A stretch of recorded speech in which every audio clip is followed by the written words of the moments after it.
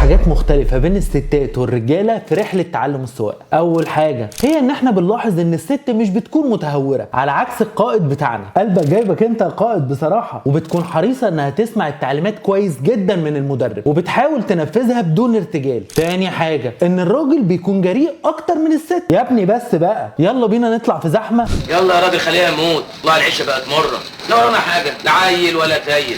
على عكس الست بتكون محتاجة وقت اكتر شوية عشان نكسر حاجز الخوف بينها وبين السواقة. تالت حاجة بقى الطموح. الطموح حلو بس مش في السواقة. الراجل يركب معاك تلاقيه عايز يتعلم ازاي يدرفت من اول حصة. يا ابن اللعيبة. الست طموحها انتقال من النقطة ألف للنقطة ب بسلام، واتعشت على كده. يعني مفيش أي وجه تشابه. وجه التشابه الوحيد بينهم في التعلم هو إن إحنا بنلاقي متعة حقيقية في كل رحلة بنبدأها جديدة مع أي حد عايز يتعلم السواقة، سواء ست أو راجل. أنا هضمن لك تجربة فريدة من نوعها. أنا محمد إبراهيم، مدير أكاديمية الأوائل لتعليم قيادة السيارات، وبنتمنى لكم السلامة في طريقكم. سلام يا قائد.